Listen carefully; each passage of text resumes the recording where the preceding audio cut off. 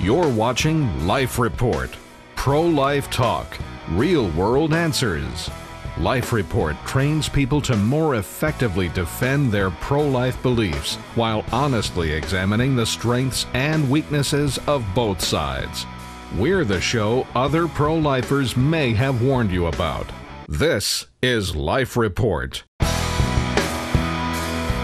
I know I wasn't the only one person listening, like, will you stop talking over the intro? This is what it's like every time. I don't think you've been silent during our intro once. It's so boring to sit quietly and then all of a sudden start talking when the cameras. Except for back in the days before we were doing like live to tape shows and we were listening to the funny intros I had made that you can still hear when you download the audio MP3s, and you'd have the little funny clips of us. Liz would be talking until it got to Liz's funny quote, and then she would stop to hear whatever funny quote I had put, and then you'd start talking again. Commenting on my clip, of course. I love my wife, but she's a court mediator, which means she gets to hear herself talk and tell others to shut up for a living. No. I have to listen to others for a living. It goes right over to the show. All right, welcome to Life Report. So here we are. Okay, if you weren't here for last week, and then you're gonna want to check out last week's show because definitely. We are continuing the series, the most popular series we've ever done, as far as I can tell, stats-wise. Like some of the most popular, most listened to episodes we've ever done have been in this series, responding to a pro-choice video on YouTube called Pro-Life Lies That I've Heard, which was Kenna, a pro-choice person who made a video with 55 statements that she had heard pro-lifers make. And she said that these are all pro-life lies, and we decided to respond to all of them. Hey, I just want to let everybody know, before we get into the 4 quote-unquote pro-life lies that we're going to be doing, I got a couple things to hit real quick. Our iTunes is fixed. Really? Our iTunes like the one we had fixed. like 2 years ago? Well, technically speaking, we're back on iTunes. That one is not fixed. That one is still live, but it's not linked to anything. If you click on it, it'll be like there's only 99 episodes on there, and if you click on downloading any of them, none of those links work anymore. Okay. I've tried to get iTunes to take that original feed off for me. We've been trying a long time. This is over 6 months of Apple ignoring me that I finally said I'm going to try to make a new iTunes feed. And so the new one, if you look in the iTunes store for a Life Report, it'll say the 2011 feed, which I figure hopefully people will know this is the one I want to click on. And it's got more than 99 episodes, and the links work. So, perfect. Having said that, the one really sad thing about this, well, there's a couple sad things. It's really sad that it's been 6 months that we haven't really been on iTunes or more. The other sad thing is our old feed had all these wonderful comments from viewers that had like gone and rated it. Almost always 5 stars. Remember, we had the whole thing, and we'd ask people to go put feedback through the iTunes store. When you look at the actual page of the deal, you can send do a review. So are we putting out a new plea for help? We're putting out a new plea for yes. Because our new feed doesn't have any feedback. Plug. Can I add to that? Go ahead. Can I request no bad ratings? You did that last time, and I don't think we ever got any bad ratings. See, it worked. But hey, if you're pro-choice and you hate this show and you're still listening for some reason, go ahead. I just want people to leave honest feedback. That's fine. But or if you're pro-life and you hate the show. I just want positive feedback. There's probably more of those, honestly. Yes. Actually, listening right now. We're the show that other pro-lifers may have warned you about. Right, exactly. Because apparently at some point someone has warned someone. So so just go through iTunes, go through the process if you can, and just put a little, what do you think about the show? That would help us get up in the iTunes store. Yes. If you want to leave a voicemail for the show, then you want to call. It's going to appear up on the screen right now. It's like right there. 559-851-LIFE. We are so bad at this show. I just want to say. And I know it. Grace is purposefully not going to put... If she does, Grace, not gonna put the banner. If you don't put the number there, I'm gonna be just so upset with you. I'm just gonna say that right now. I think that's a risk she's willing to take. In the last episode, when you actually pointed to him, she's going to just pop up letters. Josh is nuts. Just what it's going to say. Okay. Oh, wow. I do want to respond real quickly. We are live streaming. Yes, we are. For a second time, and we're getting a lot of content right now. Shut up. All right, just for a second. Just for a second, let me talk. And one of the people that is listening right now, Tom, had posed a question right after we stopped the web exclusive last time. So, okay. But I thought Tom had a good question. Basically, his Absolutely. question, I'm just going to kind of paraphrase, is we've talked about these different statements that some pro-lifers would make.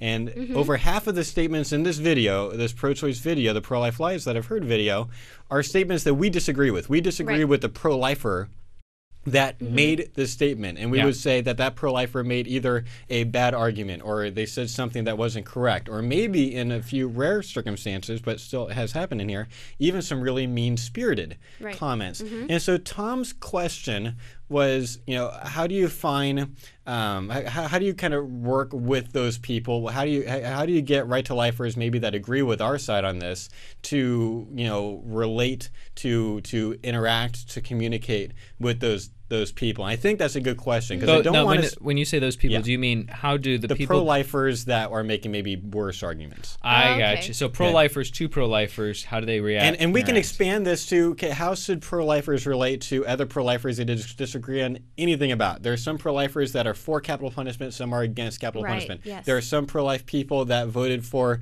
McCain, and some voted for Obama, and some voted for Ron Paul, and some voted for nobody. There are some pro-lifers that are against all birth control methods. There's some that are not against all birth control methods. So, I mean, there's a lot of infighting that happens in the pro-life community, and some of it I think is not good.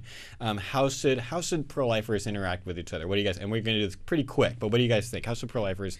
How do you interact with people that you disagree with? I had an interesting discussion at the church I attend. I did a little Sunday school training about some theological stuff, and some discussion came up kind of along the lines of this.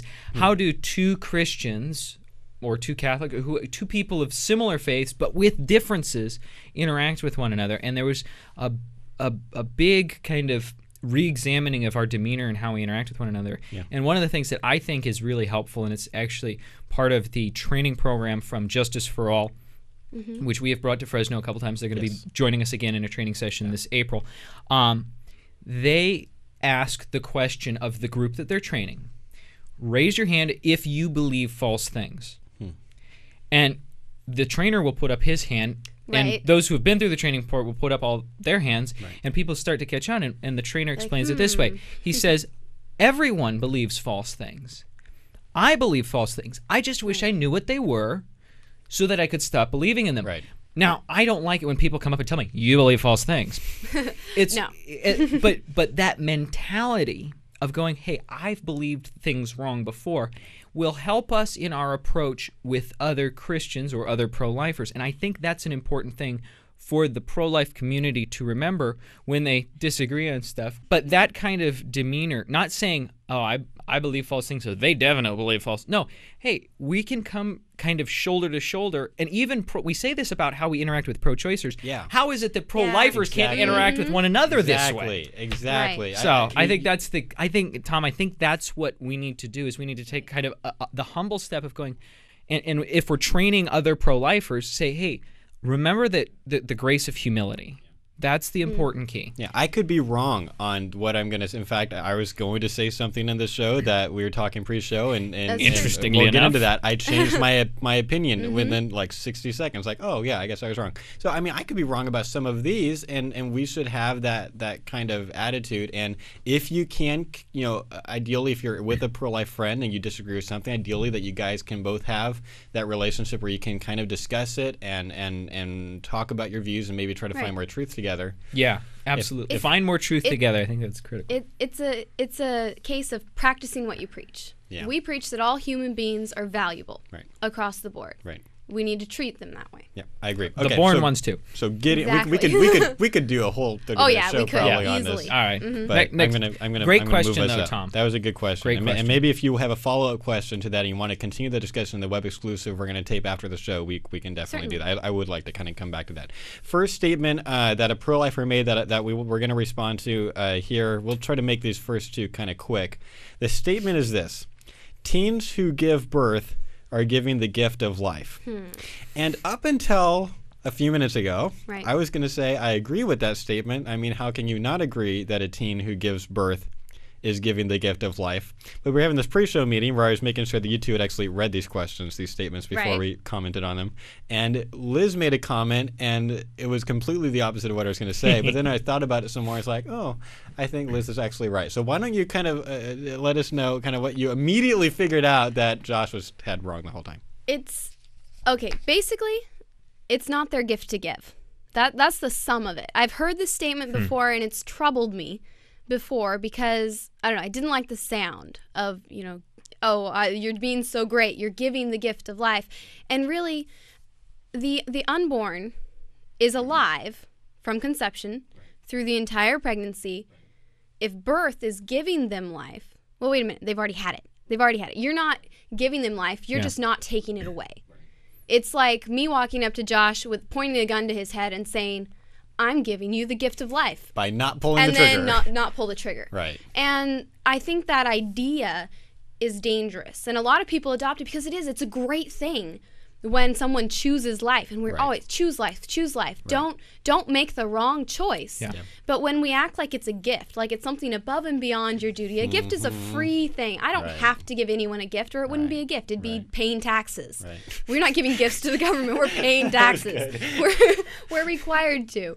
And so you get into this reasoning that makes pregnancy a heroic act, that makes it something above and beyond what you are just supposed to do. I'm just going to have to say this has probably been Liz's best 2 minutes she's had on the show in a very long time. That was really, really good. Kyle, go ahead. I've got to follow it up with this because I think there is a philosophical discussion that can be had around this apart from discussing it with the issue of abortion, because I believe that bearing children and raising the next generation is a gift to the continuation of our species from a quote scientific perspective, or as part of increasing God's kingdom from a spiritual perspective.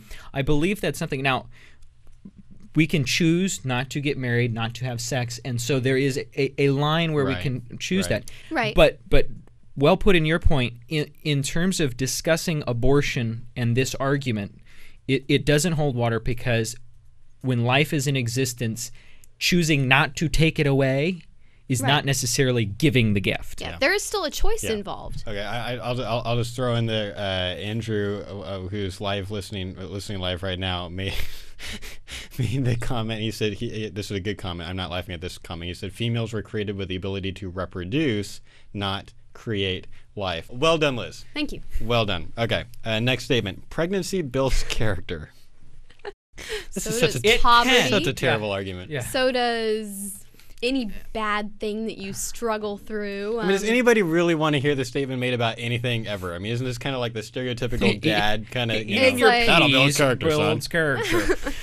It's any type of trial, and pregnancy isn't always isn't a bad thing, but it's definitely a struggle. From what I understand from people I know who have been pregnant, I will confirm. Most women don't say it was just so happy. I felt great the entire time. Some enjoy parts of it, but almost nobody has the completely perfect, everything. And who wants to hear this? If you have the stomach flu, which is what I understand morning sickness is like, if you have the stomach flu for a week and someone says, you're like, oh, I just feel so bad, I just want it to be over. And you say, stomach flu builds character. It's terrible. It's terrible. Referring back to the concept of the dad statement, I think that character building in life, building up an understanding of that there are struggles that we have to go through. Right. Oh, definitely. That those things shouldn't be overwhelming if we seek out support and friends and so forth. I think there's a philosophical concept that can be addressed there. But in terms of arguing against the legal practice of abortion, this is pointless because it has nothing to do with it. It has nothing to do with it. Raising children builds character. Doesn't make it's not in support of preventing child homicide. I agree.